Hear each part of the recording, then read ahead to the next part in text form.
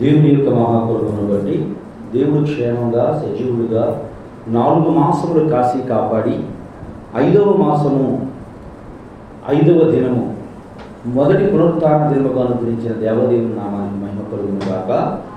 కూడి ఉన్న మీ ఎలాంటి దేవుడు దీవించి ఆయన కృపలో బలపరిచి భద్రపరిచి నడిపించును గాక. దేవుని బిడ్డలారా, కీర్తనల గ్రంథ శిరీషలో మనము ధ్యానం చేస్తున్నాం. కీర్తనల గ్రంథాన్ని మనము ధ్యానం చేస్తున్నాం. 2వ అధ్యాయాన్ని 3వ వచనం గత వారం మనం కొన్ని సంగతులను మనం ధ్యానం చేశాం. 2వ అధ్యాయాన్ని 3వ వచనాన్ని ధ్యానం చేశాం. ఏమిటి ఆ వచనం గురించి? భూరాజులు యెహోవాకును ఆయన అభిషిక్తునికి విరోధముగా నిలబడుచున్నారు. ఆకాశమందున్న వారు వారిని చూసి నవ్వుచున్నాడు. దేవుడు నవ్వుతా ఉన్నాడంట. బైబిల్ గ్రంథంలో దేవుడు మనుషులు చూసిన తల్లిది మొట్టమొదటిది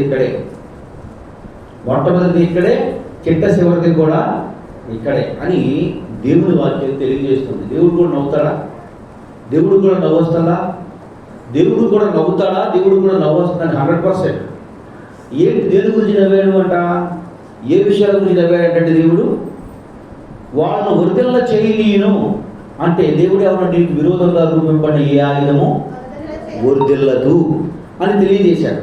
వాళ్ళని ఎదగనీయను అన్నారు. ఎవరో ఇశ్రాయేలు ప్రజలను పరివర్తన సంతానం ఏం చేశారు? వాళ్ళ ఎదుగుదలను నేను ఒప్పుకోను, వాళ్ళని ఏం చేస్తాను?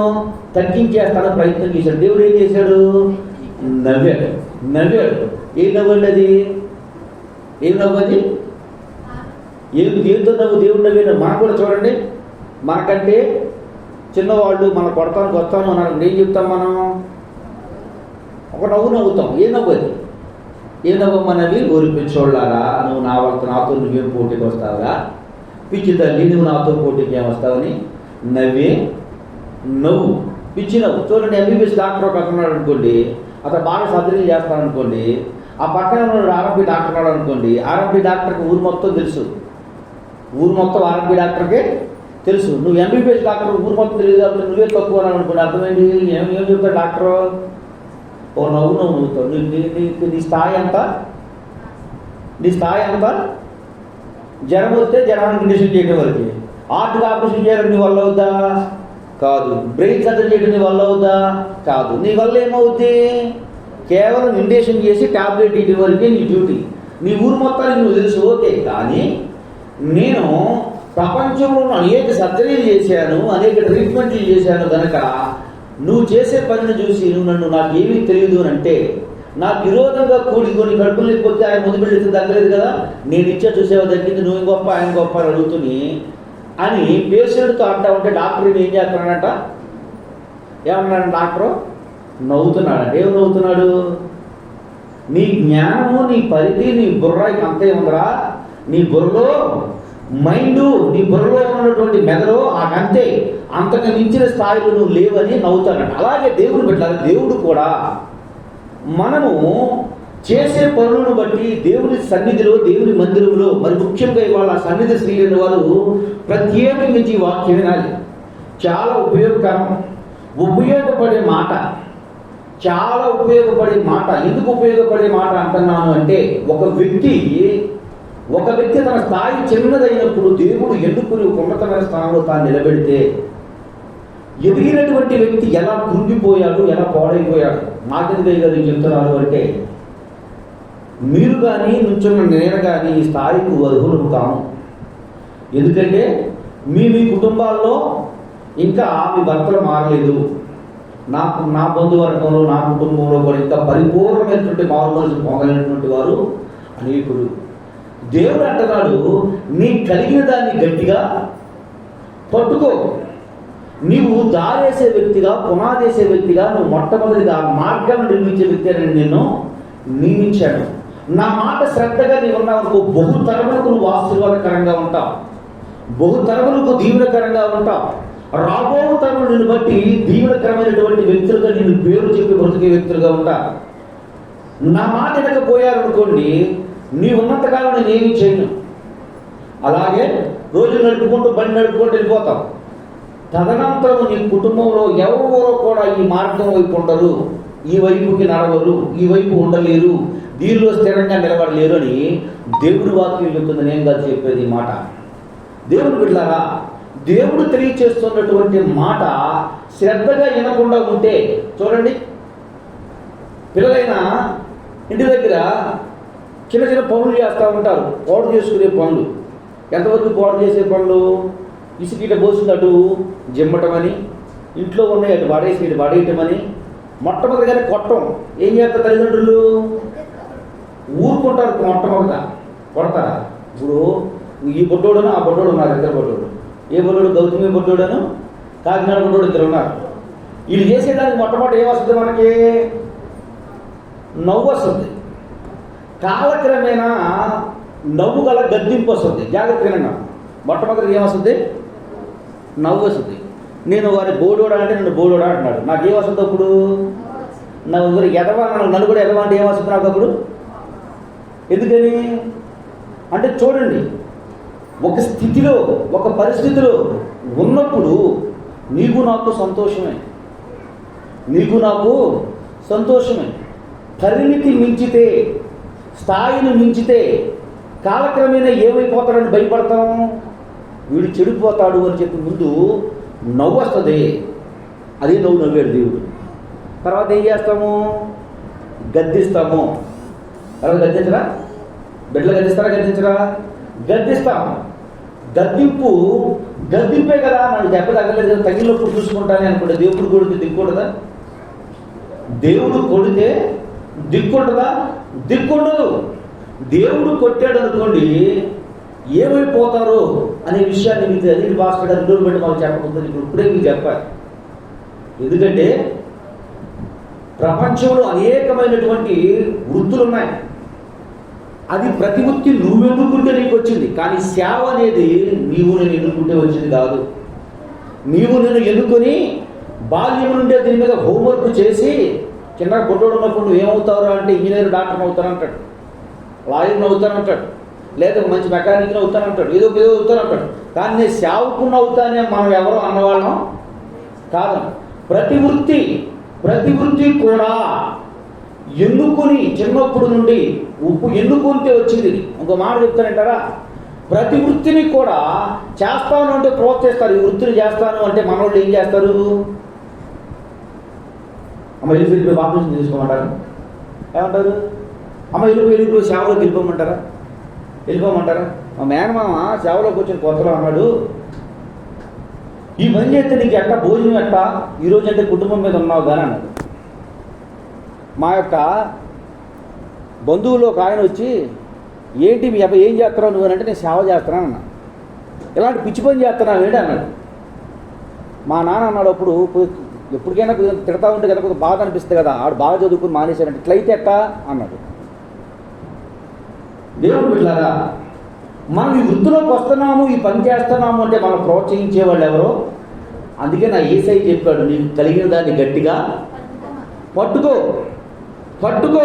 నీ మీద వ్యతిరేకంగా తిరిగేవారు అనేకులు, వ్యతిరేకంగా సమకూడేవారు అనేకులు. సమూహం ఉంటుంది, నువ్వు ఒంటరిగా ఉండాల్సి వస్తుంది. నువ్వు యథార్థంగా ఉంటావు, సమూహం మొత్తం నీ మీద దండెత్తుకు వస్తుంది. కానీ నువ్వు అక్కడ నిలుచుంటే ఆ సమూహం మొత్తము కూడి వస్తారు. కానీ వచ్చేవారు నీకు చివరికి ఏమవుతారు? శత్రువులు ఎవరో మిత్రులు అవుతారు. దేవుడు బిడ్డలారా, దేవదేవుడు తెలియచేస్తున్నటువంటి మాట, దేవదేవుడు మీకు మరలా ప్రకటిస్తున్నటువంటి మాట, మీరు ఎక్స్ప్రెస్ని ప్రత్యేకించవలసినటువంటి మాట ఇది.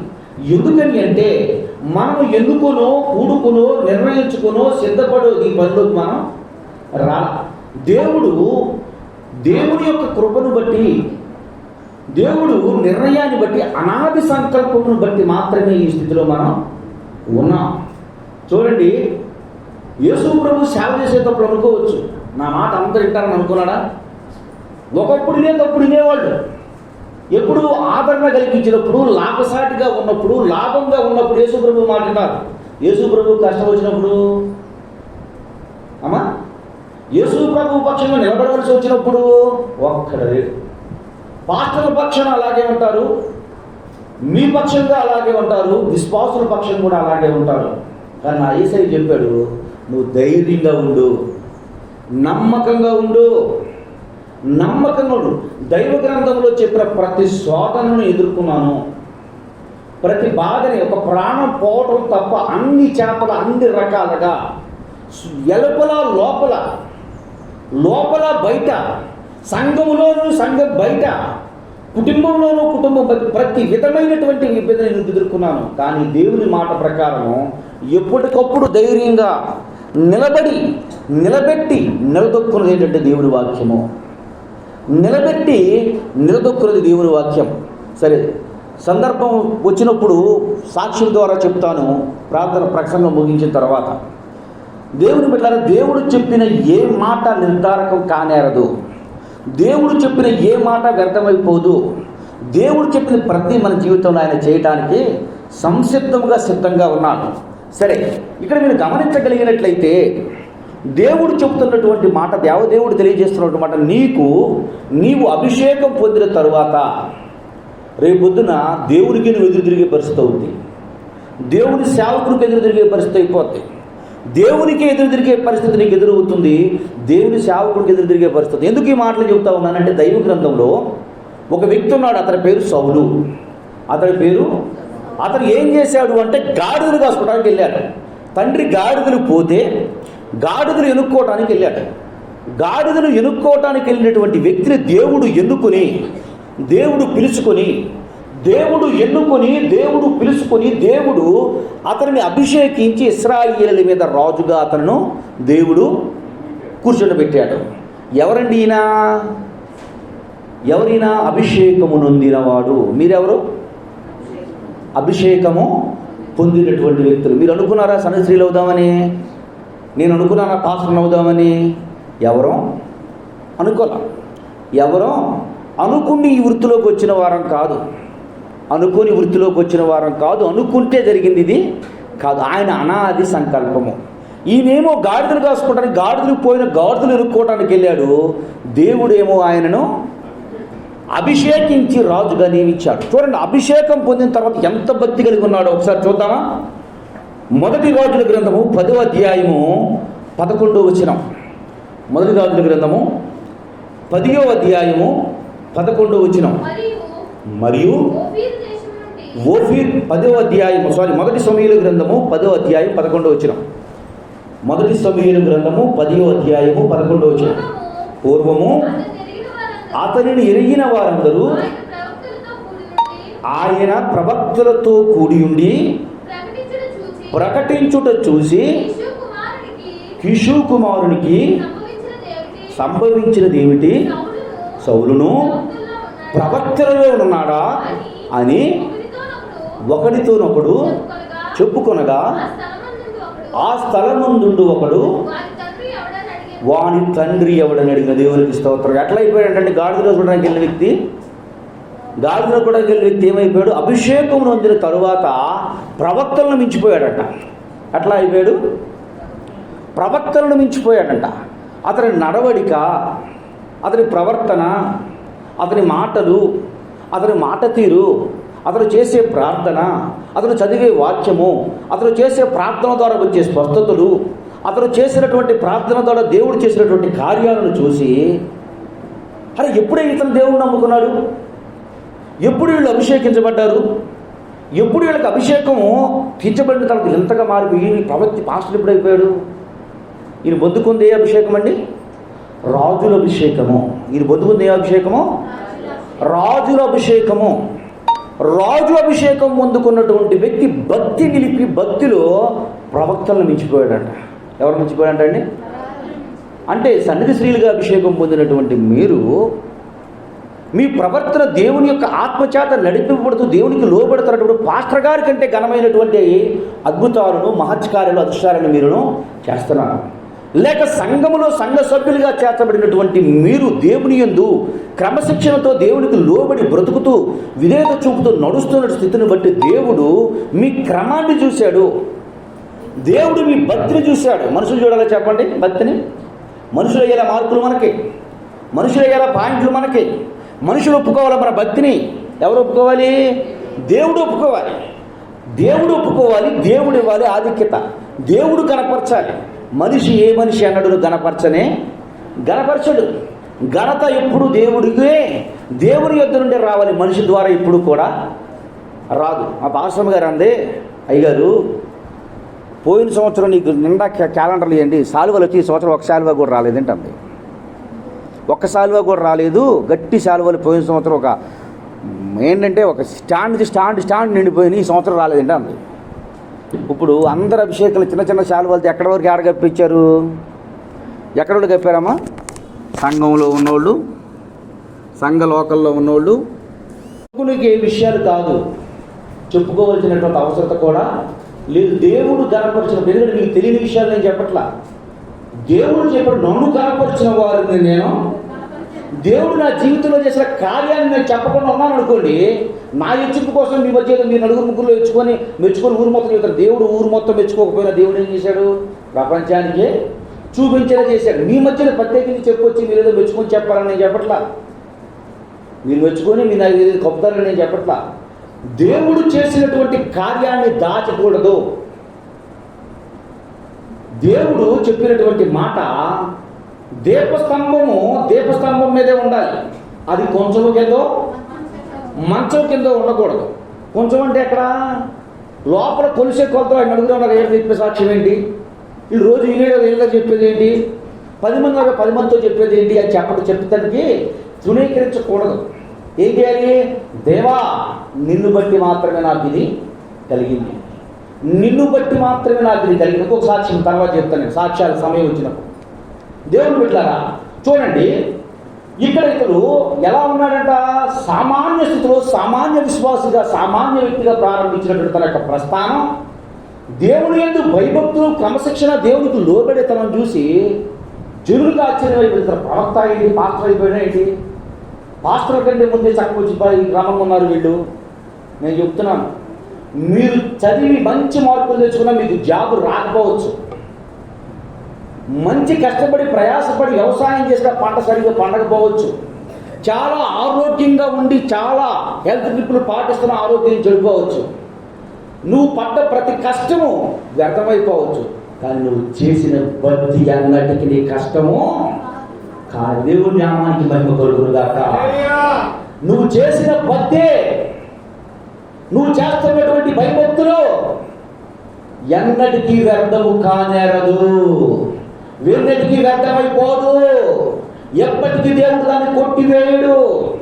దాన్ని 100% ఏం చేస్తాడు అంటే దేవుడు దాంట్లో దాసించుతాడు. సహజంగా జనం చచ్చిపోయినప్పుడు, ఎవరు చచ్చిపోయినా సరే ఓకే ఏడుపు వచ్చేస్తారు, నాకు ఎందుకు ఏడుస్తానని పిచ్చోండి అయింది అనుకుంటా. కానీ బైబిల్ చూస్తూ ఉంటే బైబిల్లో ఒక మాట ఉంది, అతడు బాధను బట్టి నీవు కన్నీరు చుక్క కూడా కాదు. ఎవరు ఎగతోళ్ళు ఏడితే నాకెందుకు కన్నీళ్ళు వస్తున్నాయంటే ఇది దేవుని గ్రంథములో దేవుడు తెలియపరిచినటువంటి మాట. సాక్షాత్తు యేసుప్రభు ఏడ్చారు, మనం ఏడవటంలో ఆశ్చర్యం ఏముంది?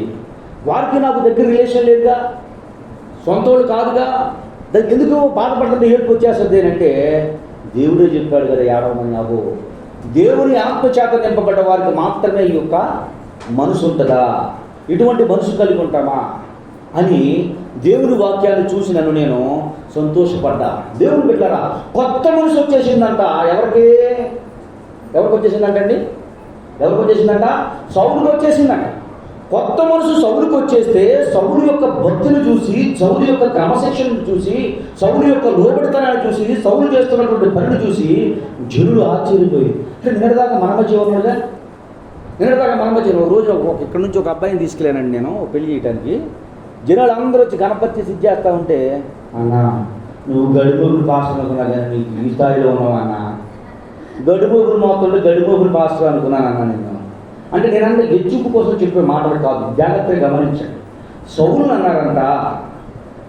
అన్నారంట రేపు పొద్దున ఏమంటారు? వెంకటేశ్వరున్నాను మన పావనిని వీళ్ళు కరువు పనికి వచ్చేవాళ్ళు ఏమంటారమ్మా? ఏమంటారు? వీళ్ళు కరువు పనికి మనతో వచ్చిన వాళ్ళేగా. ఊరు ఎంత బతికింపుడు నేర్చుకున్నారు.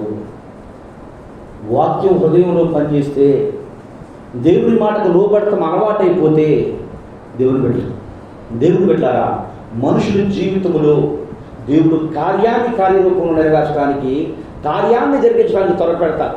పాస్టర్ గారు చెబుతుంటే మీరు వినిపించుకోకుండా, వాక్యము మీకు కొంచెం ఘాటుగా కలిగితే అతను పాస్టర్ అనే విషయాన్ని కూడా మర్చిపోకుండా మీ హృదయాన్ని మీరు నొచ్చుకుంటే ఇంకా మంచిది. ఎందుకనంటే మీకు 100% పనిచేస్తుంది. 100% దేవుని మాట మీకు తగులుతుంది, మీకు పనిచేస్తుంది. మీకు పని చేసినప్పుడు మాత్రమే ట్రీట్మెంటు పనిచేస్తుంది. గుర్తుంచుకోండి. చూడండి, ఇటువంటి వ్యక్తి, ఇంత ఘనంగా నిలబడ్డటువంటి వ్యక్తి దేవుని యొక్క ఆత్మను పోగొట్టేసుకున్నాడు. అంతే, దేవుని యొక్క ఆత్మను పోగొట్టేసుకున్నాడు. ఎందుకని చెప్పండి? ఎందుకని? నాకు వచ్చు, నాకు తెలుసు ఆ ప్రవక్తల లెక్కేంటి. ఇతను ఎవరండి? రాజుగా అభిషేకం పొందాడు, ప్రవక్తలను మించిపోయాడు. రాజుగా అభిషేకం పొందినటువంటి వ్యక్తి ప్రవక్తలు సైతం ఏమైపోతున్నారట? ఇతని యొక్క వాగ్దాతికి, ఇతను చేసే కార్యాలకి, ఇతను పొందినటువంటి ఆత్మీయులు నిలబడలేకపోతున్నారు.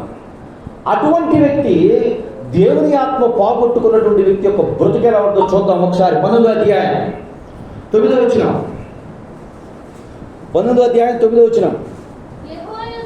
యెహోవా యొద్ద నుండి దురాత్మ సౌలు మీదకి వచ్చెను. అప్పుడు సౌలు ఈట చేతబట్టి ఏట చేత పట్టుకొని కింద కూర్చుండి ఉండెను. దావీదు సితార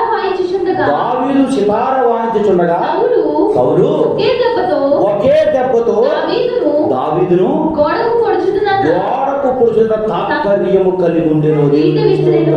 ఏం చేశాడంటే ఇప్పుడు? పరిశుద్ధాత్మ ఎక్కడి నుంచి వస్తుంది? దురాత్మ కూడా ఎక్కడి నుంచి వస్తుంది? దావీదు ఏం చేస్తున్నాడు? సితార వాయిస్తున్నాడు. దావీదు ఎవరు?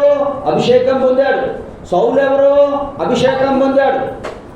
పరిశుద్ధాత్మ పొందుకున్నటువంటి దావీదేమో దేవుని ఆత్మ చేత దేవుణ్ణి గణపరుస్తూ, దేవుని నామాన్ని మహిమపరుస్తూ, దేవుణ్ణి స్తుతిస్తూ, దేవుణ్ణి గణపరుస్తున్నటువంటి స్థితిలో దావీదు ఉంటే, దురాత్మ పొందినటువంటి వ్యక్తి ఎవరు?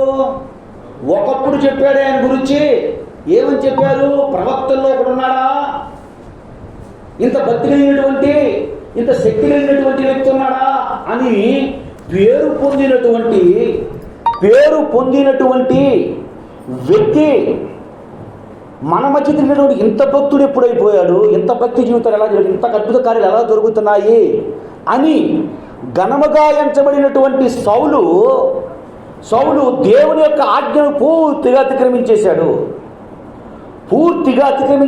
ఏం అతిక్రమించాడు? దేవుడు ఏదైతే చేయొద్దని చెప్పాడో దాన్నే చేస్తున్నాడు. అమాలేకులతో సావాసం చేయొద్దు, వాళ్ళ దగ్గరికి కూర్చుంటున్నాడు. అమాలేకీల్లో అన్ని శపించబడ్డాయి, అయ్యే కావాలంటున్నాడు. అమాలేకీలు వారి పేరు కూడా నీ నోటి నుంచి ఎత్తొద్దు, వారితోనే బంధుత్వం. నేను చెప్పేది నా సొంత మాటలు కదా, బైబిల్లో మీరు కావాలంటే చదువుకోండి. మొదటి సమూయేలు గ్రంథం 10వ అధ్యాయం దగ్గర నుండి, మొదటి సమూయేలు 10వ అధ్యాయం నుండి అతను చేసినటువంటి భక్తి, విశ్వాసము, విధేయత, లోబడినతనము, తన పతనము, తన నాశనము, కుటుంబాన్ని మొత్తాన్ని ఎట్లా కోల్పోయాడు 31వ అధ్యాయం వరకు ఉంది. ఇప్పుడు అభిషేకం పొందాడు ఎవరు? సౌలు. అభిషేకం పొందాడు ఎవరు? దావీదు సితారలతో వాయిస్తున్నాడు. దేవుని బిడ్డలారా, మీరు అనుకుంటే రాలేదు మీకు దేవుని యొక్క అభిషేకము, మీరు కోరుకుంటే అవ్వలేదు. మీరు ఎలా ఉంటారో మిమ్మల్ని మీరు సరి చేసుకోండి. పొరపాటును కూడా నేను చేసేది తప్పు అని సౌలుకి ఆలోచన వచ్చిందా? చక్కగా పాటలు పాడుకుంటున్నాడు దావీదు, చక్కగా ప్రార్థన, అతనితో నేను ఏకోపించలేనని మనసు రాక, అతనితో నేను కలిసి కూడలేకపోతున్నాననే మనసు రాక, అతన్ని ఏం చేద్దాం? ఎట్లో గట్లా చంపేద్దాం, పడగొట్టేద్దాం, పడదెట్టేసేద్దాం, ఒక్క దెబ్బతో ఈటుతో నేను పొడి చేస్తాను. ఎవరన్నారు ఈ మాట? అభిషేకం పొందినటువంటి ఒక వ్యక్తి. ఎవరా వ్యక్తి? సౌలు. ఇంకొక అభిషేకం పొందినటువంటి వ్యక్తి. ఇంకో అభిషేకం పొందింది ఎవరు? దావీదు. ఎందుకనండి? తనలోకి ఏమొచ్చింది? ఒకప్పుడు భక్తుడు కాదా ఈ దావీదు, ఈ యొక్క సౌలు? ఒకప్పుడు పాటలు పాడేవాడు కాదా ఈ సౌలు? అద్భుత కార్యాలు చేసిన వాడు కదా ఈ సౌలు? మహా ఆశ్చర్యకార్యాలు చేసిన వాడు కదా ఈ సౌలు. అటువంటి సౌలుకి ఎక్కడి నుంచి వచ్చింది దురాత్మ? యెహోవా యొద్ద నుండి వచ్చింది. ఎక్కడి నుంచి వచ్చిందండి? యెహోవా యొద్ద నుండి వచ్చింది. మళ్ళీ చదువుకోండి ఒకసారి, మీకు అర్థమవుతుంది బైబిల్.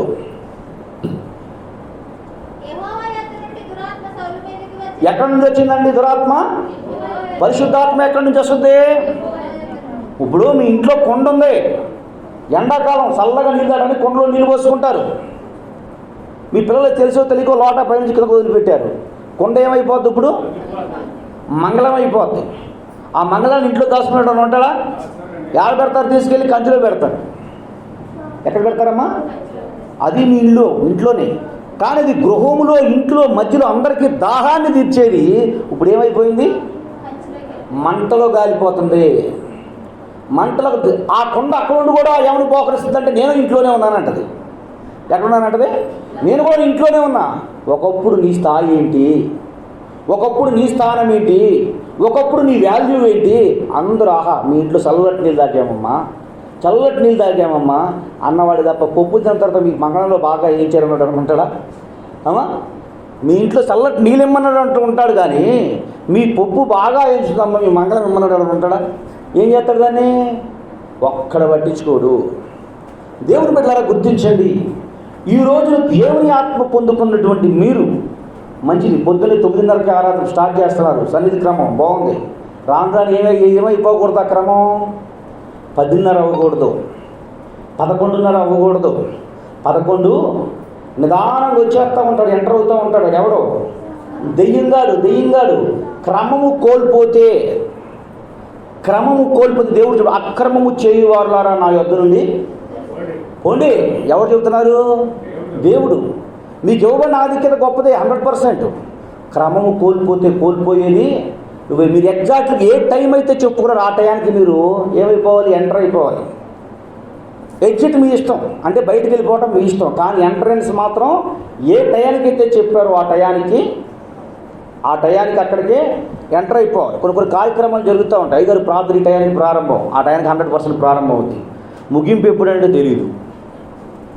ముగింపు ఎప్పుడో, ప్రారంభం మాత్రం టయానికి వచ్చేయాలి. ఇక్కడ చూడండి, పరిశుద్ధాత్మ పొందుకున్నప్పుడేమో జనులు అనేకులు చెప్పుకున్నారు. పరిశుద్ధాత్మ ఎక్కడి నుంచి వచ్చిందంటే దేవుని యొద్ద నుండే వచ్చింది. ఇప్పుడు పరిశుద్ధాత్మ పోగొట్టుకున్న తర్వాత తనలో ఉండి పనిచేసేది ఏంటి? దురాత్మ కొడుకు చెబుతున్నాడు, నాన్న ఏంటి నువ్వు చేసే పని అని. ఏంటి నాన్న నువ్వు చేసే పని అని చెబుతుంటే కొడుకును కూడా పొడవటానికి వెళ్ళాడు ఈ దౌర్భాగ్యుడు. కొడుకును కూడా పొడవటానికి వెళ్ళాడు. ఏమనుకోవాలి చెప్పండి? ఇతను ఏంటి, నేను ఇట్ట దిగజారిపోయాను, చివరికి పిల్లలు కూడా చెప్పే స్థాయికి నేను వచ్చేసాను, పిల్లలు కూడా నాకు చెప్పే స్థితికి నేను దిగజారిపోయాను అంటే రీజన్ ఏంటి? ఒకసారి నా బద్ది ఏంటి, నేను ఎలా ఉన్నాను, అసలు నేను ఏ విధంగా నేను ఎలా ప్రవర్తిస్తున్నాను, నా బిహేవియర్ ఎలా ఉంది ఒకసారి చూసుకోవాలి కదా సౌలు. ఒకసారి పరిశీలించుకోవాలి కదా. నేను అభిషేకం పొందుకున్నాడు, అతను అభిషేకం పొందుకున్నవాడు. అభిషేకం పొందుకున్న నేను అభిషేకం పొందిన వాడిని చంపడానికి ప్రయత్నం చేస్తున్నానేంటి? దేవుని సంఘాన్ని బలపరచవలసిన నేను సంఘాన్ని పాడు చేయడానికి ప్రయత్నం చేస్తున్నానేంటి? నిలబెట్టవలసిన నేను కూల్చడానికి ప్రయత్నం చేస్తున్నానేంటి? నిలబెట్టడానికి ఉండవలసినటువంటి నేను అసలు దాన్ని పట్టించుకోవట్లేదేంటి? ఎందువల్ల జరుగుతుంది ఇది? ఆలోచన వచ్చిందా?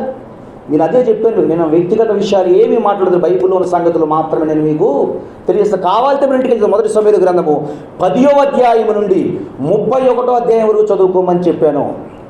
మన 1 సమూయేలు గ్రంథము 10వ అధ్యాయం నుండి 31 తర్వాత ఎందుకు లేవా అంటే లేవు. ఎందుకనంటే ముగింపు అతనితో ఆ పుస్తకం అయిపోద్ది. పుస్తకం అయిపోద్ది. ఇప్పుడు తన కంటే వెనకాల అభిషేకం పొందుకున్న వాడిని పొడవడానికి చూశాడు. మరి తనను అభిషేకించిన వాడిని ఏం చేశాడో చూద్దాం ఒకసారి. చూడండమ్మా, 15వ అధ్యాయము 27వ వచనం. 15వ అధ్యాయము సౌలు అతని దుప్పటి చెంగు పట్టుకున్నందున అది చిరిగెను. ఏం చేశాడంటే అభిషేకించిన వాని వస్త్రాలని చించి వేసేసాడంట.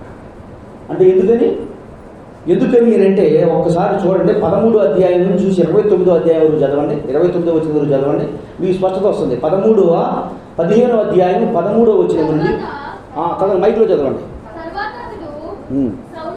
మైక్లో చదవండి. ఎవరతడు? సమూయేలు అంటే ఎవరు? ప్రార్థనాపరుడు. సమూయేలు అంటే ఎవరు? రోషం కలిగినటువంటి ప్రవక్త. సమూయేలు అంటే ఎవరు? ఇదే సౌలుని అభిషేకించినటువంటి వ్యక్తి. సమూయేలు అంటే ఎవరు? ఇదే దావీదుని రాజుగా అభిషేకించినటువంటి వ్యక్తి, గొప్ప ప్రవక్త. దేవుని యొక్క ఇశ్రాయేలు ప్రజలు అతిక్రమం నడిచినప్పుడు అతిక్రమం మీరు నడుస్తున్నారు అని వారికి రూఢిగా ధైర్యంగా ప్రకటించినటువంటి ప్రవక్త. ఇటువంటి ప్రవక్త వచ్చి నువ్వు చేసేది పొరపాటు, నువ్వు తప్పు అంటే ఏదైనా స్టోరీ చేస్తాను, చెయ్యొద్దు అని పని చేసినటువంటి సౌలు చెయ్యొద్దుల పని చెప్పి నువ్వు తప్పు చేశావు అని చెప్పినటువంటి సమూయేలుని ఏం చేసాడో మీకు అర్థం వచ్చాడన్నా. తరువాత అతడు సౌలు వద్దకు రాగా, సౌలు, యెహోవా వలన నీకు ఆశీర్వాదం కలుగును గాక, యెహోవా ఆజ్ఞను నేను నెరవేర్చితిననగా సమూయేలు ఏమన్నాడండి? ఇప్పుడు సమూయేలును చూసి యెహోవా వలన నువ్వు ఆశీర్వాదం అంటే ఇతను చేసే పని ఏంటి? అమాలేకీని వద్దు అని చెప్పాడు. దరిద్రం మొత్తం తన దగ్గర పెట్టుకొని, దుష్ట దురాత్మలన్నిటినీ తమతో ఉంచుకొని, పనికిరాని వ్యర్థమైనటువంటి సంగతులు మొత్తం హృదయంలో ఆలోచించుకుంటూ, పనికి మాలినటువంటి ప్రతి విధమైనటువంటి పరిస్థితిని తనతో తోడుంచుకుంటూ, దేవుడు చెప్పినటువంటి మాట వినకుండా ఇప్పుడు ఎవరిని ఆశీర్వదిస్తున్నాడు? ఈయన పాస్టర్ గారు రాగానే, ఏ పాస్టర్ గారు? సమూయేలు పాస్టర్ గారు రాగానే యెహోవా మీకు తోడైండు కదా, మాటలో చెప్పాలంటే ప్రైజ్ ది లార్డ్, వందనాలు, మరణాత. ఏం చెప్తున్నాడండి? ఇప్పుడు మన దగ్గర ఎన్నోన్నా వచ్చేదాగానే పలికే పదం ఏంటి? ఆ డ్రైవర్ వచ్చాడు, వత్త ఏం చేశాడంటే గుడికి వెళ్ళగానే ఎక్టా ఏం వచ్చిందిరా చేయనికన్నా, ఏం వచ్చిందిరా గుడనా అంటే లోపల ఉందా అంటే లోపల లేదు. ఎక్కడుంది? గుడి కనపగానే గుండ్ల మీద గుర్తుకొచ్చుకున్నాడు, కళ్ళ మీద పొడుచుకున్నాడు.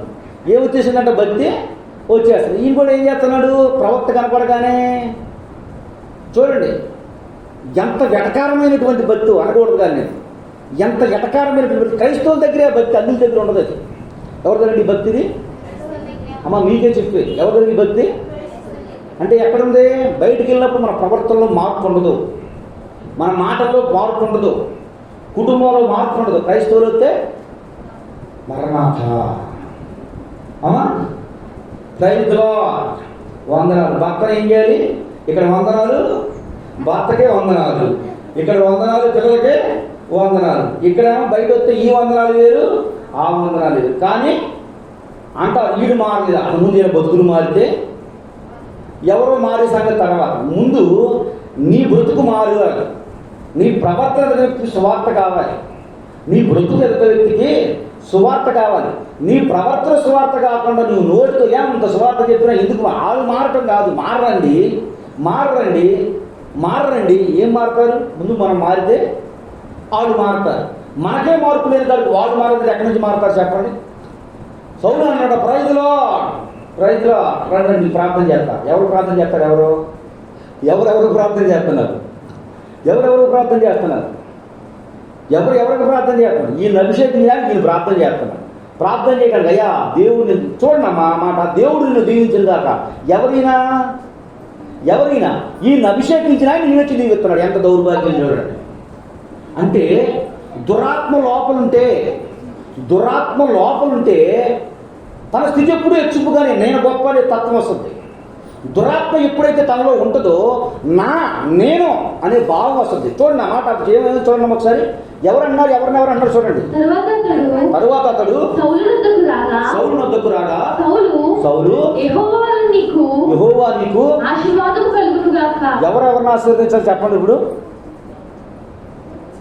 ఎవరెవరిని ఆశీర్వదించాలి? దావీదు గారు బాగుండాలని ప్రార్థన చేద్దాం వెళ్ళారు. దావీదు గారు నాకు ఎదురయ్యి యెహోవా నీకు తోడైన దేవుడిని ఆశీర్వదించకండి, నేను నాకు ఏమవుతుంది చెప్పండి? ఇప్పుడు ఇది ఏంటో తేడాగా ఉందనిపిస్తుంది.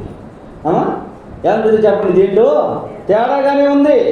ఇప్పుడు ఆయనకి ప్రార్థన చేయడానికి ఈయన వస్తే ఈయనేమన్నాడు ఆయన్ని? యెహోవా నీకు తోడై ఉండును గాక, యెహోవా నిన్ను ఆదరించును గాక, యెహోవా నిన్ను కరుణించును గాక. ఎవరిదా పని? దేవుడు ఎవరికి ఇచ్చాడు ఆ పని? సేవకులకు ఇచ్చాడు. ఇప్పుడు ఈయనకి ఇచ్చిన పని ఏంటి? రాజు పరిపాలన చేసే వ్యక్తిగా వాళ్ళకి ఇచ్చాడు. దాన్ని వీళ్ళేం చేశారు? వీళ్ళు చేసినట్టు చేశారు. ముగ్గురు సన్నిధిలో ఉన్నారు, అభితో వాక్యం చెప్పించారు. అంటే చూడండి పరిస్థితి చూడండి. అంటే ఏం చేశాడు? ఏం జరుగుతుంది ఇక్కడ? ఏం జరుగుతుంది అంటే వాళ్ళు నమ్మట్లేదు. ముందు వాళ్ళు నమ్మట్లేదు. వాళ్ళు గుర్తించండి. మీరు అనుకోవచ్చు, మా ముగ్గురు సంఘమే కదా, ఈ ముగ్గురు సంఘంలో నేను చెప్పే వాక్యం ఎంత ఉంది, ఈ ముఖ్యంలో నేను తెలియంది ఏముంది, నేను ఏం చెప్పగలను, ఏం అర్థమవుద్దని. నాకుంది ముగ్గురు సంఘమే, నాకుంది చాలా చిన్న సంఘమే. కానీ దేవుడు నేను చేసే పనిని గుర్తించలేదా? దేవుడు ఆధిక్యత ఇవ్వలేదా? మీరు గుర్తించండి. నా ఇంట్లో వాళ్ళే కదా, వాళ్ళ మధ్య బతికి నేను ఎందుకు ఉండాలి? దేవుడు మొట్టమొదటి సాక్ష్యం నీ ఇంటి నుండి రావాలి. మొట్టమొదటి సాక్ష్యం నీ కుటుంబం నుంచి రావాలి. నీ ప్రవర్తన, నీ బిహేవియర్ చూసి నీ భర్తకు షాక్ తినాలి. ఏం చేస్తారు ఇప్పుడు కలిసేవాళ్ళు? రేపు నుంచి పెద్దగలుగుతారా? నిన్నటి వరకు చెవుల్లో చెప్పేవాళ్ళు ఇప్పుడు పైకి తీసుకుని కాదు.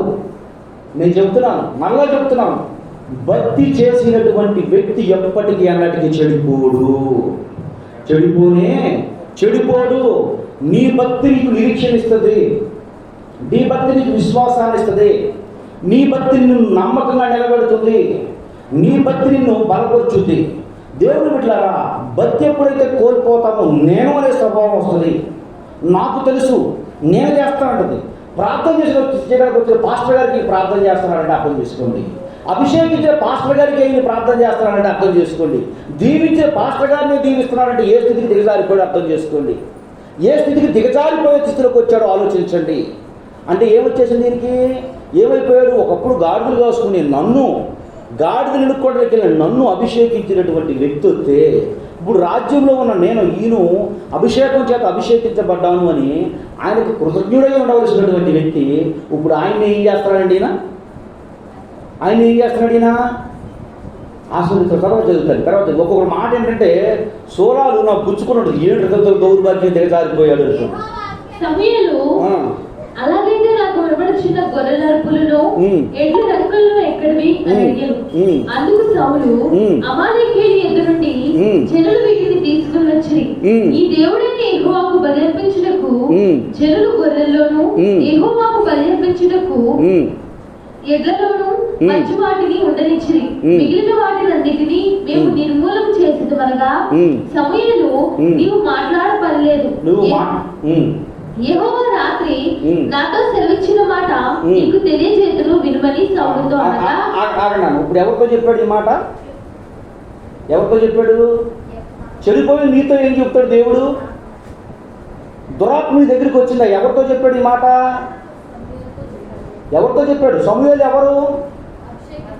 అభిషేకించబడినటువంటి పాస్టరు. ఎవరితో చెప్తున్నాడు? ఎవరి గురించి? సౌలు గురించి సమూయేలు చెప్తున్నాడు. ఆ సమూయేలుని కలుసుకుందాము, ఆ సమూయేలు సౌలు కలుసుకుందామని వెళితే, ఆ యొక్క సమూయేలు సౌలు కలుసుకుందామని వెళితే ఇతనికి అతను ప్రార్థన చేస్తా ఉన్నాడు. ఇతనే అతను దీవిస్తూ ఉన్నాడు. ఇతడే అతను తల గురించి తాను చెప్పుకుంటా ఉంటే, ఇప్పుడు సమూయేలు అంటున్నాడు, నువ్వు నన్ను ఆశీర్వదిస్తున్నావు, అంతా బాగానే ఉంది, నువ్వు స్థితి ఏంటో నీ పరిస్థితి ఏంటో నాకు అర్థమైపోయింది. కానీ రాత్రి దేవుడిని గురించి చెప్పినటువంటి మాట ఇప్పుడు నేను చూస్తున్న పరిస్థితులు చూస్తే 100% నిజం. 100% నిజం. ఏంటా నిజం అది? ఏంటది అని అంటే, ఇక్కడ ఏం కనపడుతుంది? ఏమర్థమవుతుంది? దేవుడు అమాలేకీయుల్లో నుంచి తీసుకున్న దాన్ని దేన్ని కూడా మీ మధ్య ఉంచుకోవద్దు, ఉండనివ్వద్దు, బ్రతకనియొద్దు. దాన్ని మొత్తాన్ని ఏం చేయమని చెప్పాడు దేవుడు? చనిపోయమని చెప్పాడు. వీటన్నిటిని చేసిన కొన్ని శ్రేష్టకరమైన వాటిని పక్కన దాచుకున్నాడు. ఒకసారి చెప్పాను, గుర్తుందో గుర్తులేదు. ఒకసారి బాప్తిస్మం ఇవ్వడానికి తూర్పుగోదావరి సైడ్ వెళ్తే మంచి కాస్ట్లీ కలిగినటువంటి పెద్ద పటం ఉంది. సుమారు అప్పుడే 25,000 రూపాయలు పెట్టి పటం కట్టించాడంట. మొత్తం బయట బారేసేసారు, అది మాత్రం ఉంచారు. ఎందుకమ్మా దాన్ని ఉంచారన్నట్టు? చాలా కాస్ట్లీ అయ్యారు. మనం ఆరాధించకపోయాము, ఎవరో ఒకరు ఆరాధించుకునే వాళ్ళకి ఇస్తే బాగుంటుంది కదా అయ్యారు. అంటే నీ దరిద్రం తీసుకెళ్ళి ఎవరి మీద పెడతావు? ఏరే వాళ్ళ దరిద్రాన్ని అంటెత్తావు.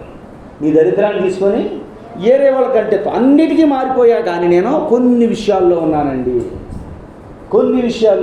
ఇక్కడ ఏమంటున్నాడు? ఇక్కడ ఏం మాట్లాడుతున్నాడండి ఈయన? ఏమి చేస్తున్నాడండి ఇక్కడ ఈయన? ఏంటిది అంటే, దేవుడు మళ్ళీ దేనికంటే మన ఈ మధ్య ప్రార్థనకి వెళ్ళానండి. ఒక ఆవిడ తీసుకొచ్చి ప్రార్థన చేయించుకొని ముందు పాను పెట్టి సంతోషపడ్డా. తర్వాత ఇంకో కానుక తీసుకొచ్చి ఇచ్చింది. తర్వాత బయటకు చూస్తే మళ్ళీ తర్వాత చూస్తే అయ్యారు రండి అండి. ఏంటమ్మా ఏమనుకోవద్దు అయ్యారు, 2000 రూపాయల నోట్లు 4 నోట్లు మిగిలిపోయింది. ఆ నోట్లు మీరు ఏమన్నా మార్చుకుంటే మీకు ఉపయోగపడుతుంది, అవి కూడా మీకు ఇచ్చాను అయ్యారు. ఇప్పుడు పని చేసాయా పని చేయని చెప్పండి, పని చేసాయా పని చేయని? అప్పుడే ఖర్చు అప్పుడే దాగిపోయినా అవి మిగిలిపోయినాయి అయ్యారు. మన చీరలు దొరుకుతుంటే చీరల్లో నుండి పడ్డాయి అయ్యారు. పనికిరాని ఇప్పుడు ఎవరికి కావాలి, ఎవరికి అవసరం పనికిరాని? ఇప్పుడు ఈ 4 చూసిన తీసుకుని పోలీస్ స్టేషన్లో వేస్తారు. ఇప్పుడు ఎవరు పోలీస్ స్టేషన్లోకి వెళ్ళి పడిపోవాలి అంటే చూడు, అర్థం చేసుకోండి. పనికిరాని పనికి మాలిన ఎవరికే? దేవుని సేవకులకి. మన సంఘంలో కూడా ఏం చేస్తున్నారంటే చిరిగిపోయినాయి. మీకు తెలుసు, ఒక పక్క ముక్క ఉన్నటువంటి కాగితం వేశారు. నిజం చెప్తాను, మీకు కావాలి చెప్తా అంటే నేను కానుక కోసం పని చేస్తాను కదా. మీకు ఇచ్చే శ్రేష్టమైనటువంటి దేవుని మీరు బాగు చేసుకుంటున్నారు. మీ దగ్గర లేకపోతే మిమ్మల్ని ఎవరు బలవంతం చేయట్లేదు. దేవుడికి తెలుసు మీరు లేవని తెలుసు. ఒకనొక టైంలో సేవలోకి వచ్చినటువంటి కొత్తలో ₹2 నేను బాధపడినవాడిని. ఉద్యోగం మానేసి ఇచ్చేసినటువంటి సమయంలో ప్రభురాత్రి భోజనానికి కూడా కానుకుంటే ₹2 వేసిన వాడిని. పరిస్థితులు దేవుడికి తెలుసు. నా చేతితో బహుగా చెయ్యి ఇచ్చినటువంటి వాడిని, లేనప్పుడు చెయ్యి కట్టుకుని ఉన్నవాడిని. ఎవరినో ఏదో మెప్పించడానికి మీరు పని చేసి ఏదో మనం వేసామని మొక్కుబడితో ఉంటే దానివల్ల ఏమొస్తుంది? ఆశీర్వాదం ఏమొస్తుంది?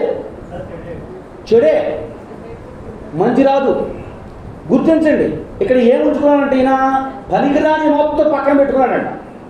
పనికిరాని మొత్తం పక్కన పెట్టుకున్నాడంట. పనికిరాని మొత్తం పక్కన పెట్టేసుకుని పక్కన దాసేసుకుని దేనికి ఇవ్వండి? దేనికంటే ఇవి? దేనికంటే ఇవి? దేనికి? యెహోవాకి బలి అర్పించడానికి. అయ్యవరు అర్పించమన్నాడు ఆయన నిన్ను. అవి ఎందుకు అర్పించారు? తర్వాత ఏమన్నాడు? అనగా సౌలు చెప్పుమనెను. అందుకు సమూయేలు, నీ దృష్టికి నీవు అల్పుడుగా ఉన్నప్పుడు ఇశ్రాయేలీయుల గోత్రములకు శిరస్సువైతివి. యెహోవా నిన్ను ఇశ్రాయేలు మీద రాజుగా అభిషేకించును. మరియు యెహోవా నిన్ను సాగనంపి నీవు పోయి పాపాత్ములైన అమలేకీయులను నిర్మూలన చేయము, వారు లయమగు వరకు వారితో యుద్ధం చేయమని సెలవీయగా, నీవు ఎదుచేత యెహోవా మాట వెనక దోపుడు మీద ఎగబడి ఆయన దృష్టి వీడి చేసేది అనెను. అందుకు సౌలు, ఆ మాట అనవద్దు, నేను యెహోవా మాట విని యెహోవా నన్ను పంపిన మార్గమున పోయి అమాలేకీయుల రాజైన అగగును తీసుకుని వచ్చితిని. ఏమన్నాడమ్మా? ఆ మాట నువ్వు అంటానికి సరిపోవు. ఎవరంటాడు ఈ మాట? ఎవరంటున్నాడు ఈ మాట? ఆయన అభిషేకించినటువంటి వ్యక్తితోనే అంటున్నాడు. ఆయన అభిషేకించినటువంటి వ్యక్తితో నువ్వు ఆ మాట అనే స్థాయి ఇది కాదు. ఆ మాట నువ్వు అనొద్దు. నేనన్నమాట అది. నేనన్నమాట పరిశుద్ధాత్మ పవిత్ర దురాత్మ వచ్చిందని నేనన్నమాట. నువ్వు చేసిన తప్పును దేవుడు నాకు రాత్రి కళ్ళలో దర్శనంలో చూపించాడని చెప్పిన మాట నేను చెప్పిన మాట. బైబిల్లో ఉన్న మాటే కదా ఇది. బైబిల్లో ఉన్న క్రమమే కదా ఇది. దేవుడు చెప్పినటువంటి మాటే కదా ఇది. మీరు గుర్తించండి. సన్నిధిలో మీతో దేవుడు చెప్తున్నటువంటి మాట మీరు గుర్తించండి, ఆలోచించండి.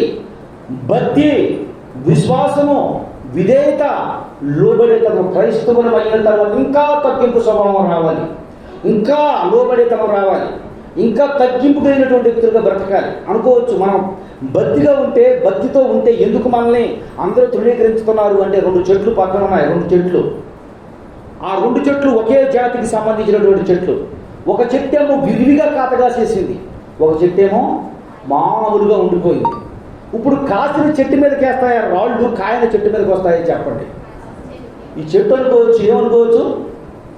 నేను పంటటమే, ఫలించడమే నా తప్ప, ఫలించు కలగటమే నా తప్ప, నేను ఇతనికి ఫలాలు ఇవ్వటమే తప్ప అంటే తప్పు అది కాదు.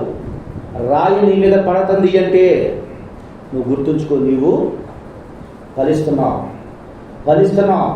నేను దేవుడి సేవలోకి వచ్చిన తర్వాత ఈ గత సంవత్సర కాలంలో నా మీద వచ్చిన ట్రోల్స్ 1-2 కాదు, 1-2 ట్రోల్స్ కాదు. యూట్యూబ్లో నా పేరు చెప్పి నా ఫోటో చెప్పి నా మీద ట్రోల్ చేసేస్తున్నారు. కానీ నేను అనుకుంటాను, నిజమే కదా ప్రభా, ఎక్కడో మారుమూల, అతి మారుమూల ప్రాంతంలో బ్రతుకుతున్నటువంటి నన్ను ఈ స్థితికి తీసుకుని వచ్చిన తర్వాత, ఈ విధంగా నిలబెట్టిన తర్వాత నన్ను ప్రపంచానికి చూపించావు కదా ప్రభు ఈ టూల్స్ని, వీళ్ళు తీసే ధృవీకరణే నేను లెక్క ఎక్కడ. ఎందుకంటే నేను ఈ స్థితిలో ఉన్నానంటే నా తెలివితేటలు, నా జ్ఞానము, నాకున్నటువంటి సంఘము పేరు ప్రఖ్యాతులను ఇక్కడ నిలబెట్టలేదు. ఆఫ్టర్ ఆల్ ఒంటరిగాడిగా వచ్చాను, ఒంటరివాడిగా పనిచేస్తూ ఉన్నాను, చిన్న సంఘాన్ని నడుపుకుంటూ వెళ్తున్నాను. దేవుడు నన్ను ప్రపంచానికి జనులకు తెలియపరిచేలా చేస్తున్నాడు, జనులకు తెలియపరిచేలా చేస్తున్నాడు.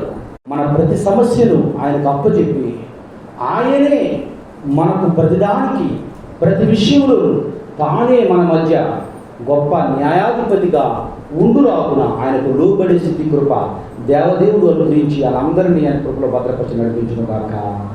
ఆమేన్. తండ్రి నీకు వందనాలు, స్తోత్రములు తండ్రి. ఎత్తబడ్డ వాక్య బిడ్డల హృదయాల్లో నీరు కట్టి ఫలింపజేసి దీవించి ఆస్వాదించి సహాయం చేయమని యేసయ్య నామమున ప్రార్థన చేయించున్నాను మా పరమ తండ్రి. ఆమేన్.